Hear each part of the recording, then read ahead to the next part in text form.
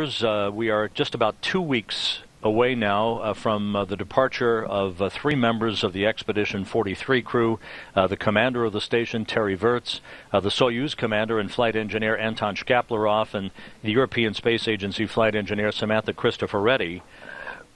They will be boarding their Soyuz TMA-15M spacecraft on May 13th for an undocking and their deorbit burn in that vehicle that will result in a landing on the steppe of Kazakhstan to the southeast of the town of Zhezkazgan on the evening of May 13th U.S. time, the early morning hours of May 14th in Kazakhstan, landing scheduled at 8:03 p.m. Central Time on May 13th, 7:03 a.m. Kazakhstan time on May 14th, and as you can see from this slate, all of our coverage on May 13th and 14th to accompany the departure of the 3 crew members as part of the Expedition 43 crew. They will be coming home, and at the time of undocking, Expedition 44 will have begun. The day before, on May 12th, Terry Virts, the NASA commander of the station, will hand over command of the International Space Station to Gennady Padalka, the veteran cosmonaut, who will become the first 4-time commander of the International Space Station. Padalka and the 2 one-year crew members, Scott Kelly and Mikhail Kornienko, will then be a 3-man crew for 2 weeks until the arrival of Lindgren, Kononenko, and Yui, who will launch again on May 26th U.S. time to round out the Expedition 44 crew.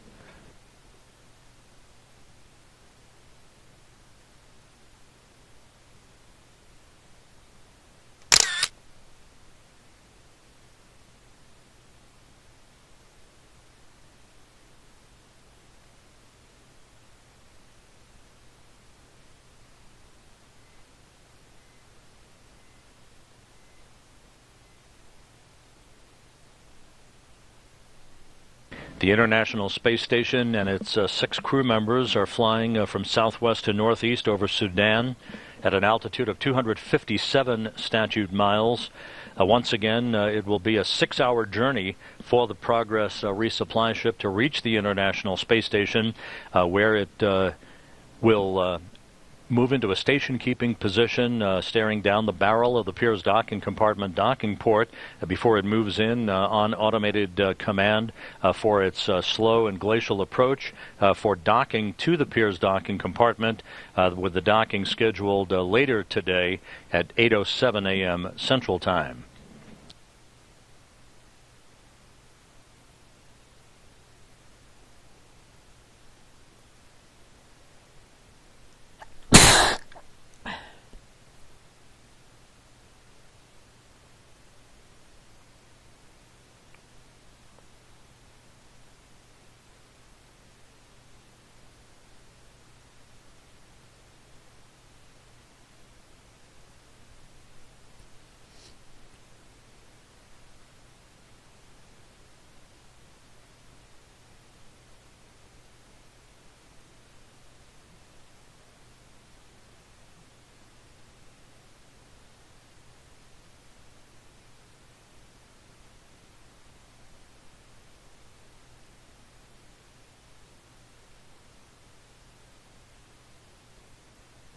Everything continues to go smoothly at the Baikonur Cosmodrome in Kazakhstan.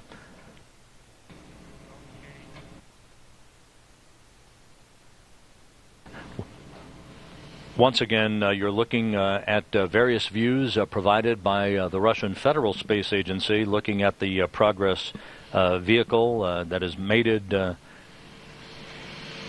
enshrouded inside the nose fairing that you're looking at there at the top of the 3-stage Soyuz booster that is on the pad at Site 31 at the Baikonur Cosmodrome in Kazakhstan.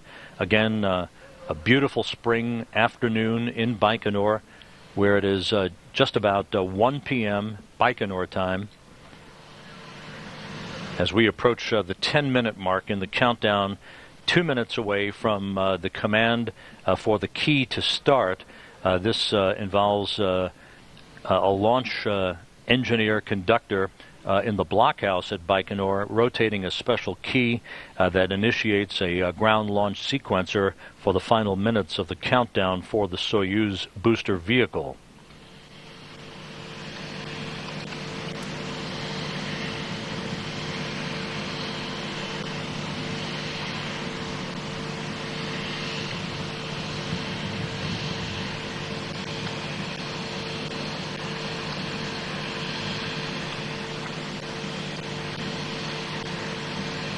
And a good view of the flame trench underneath the launch pad at Site 31 at Baikonur.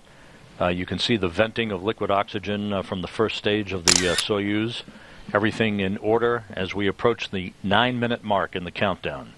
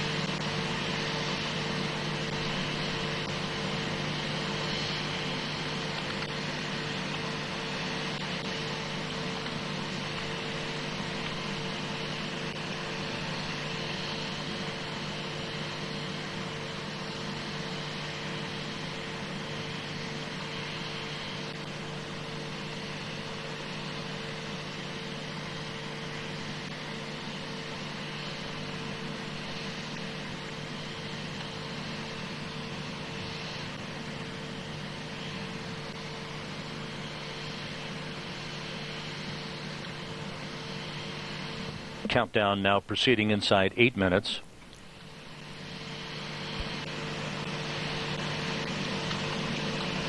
Launch engineers at Baikonur now standing by to issue the commands to initiate the ground launch sequencer that will have control of the final minutes of the countdown for the launch of the Progress 59 cargo ship and more than 3 tons of food, fuel, and supplies for the residents on board the International Space Station.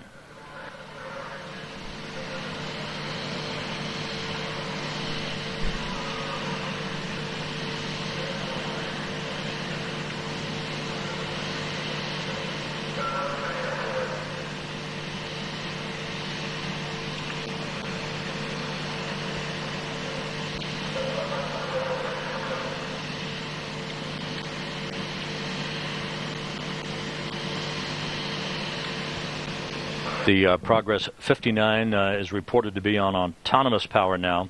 Everything proceeding very well. T-minus 6 minutes, 45 seconds until launch.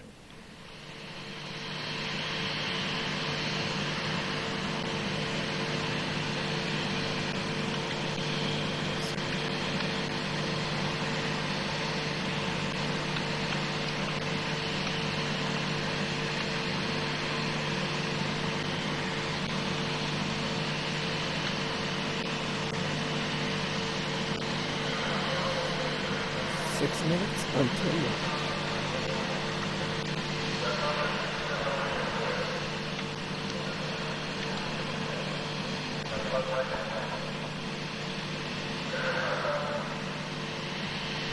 T-minus 6 minutes and counting. The International Space Station now flying over the Caspian Sea. Will be flying directly over the Baikonur Cosmodrome about 2.5 minutes from now.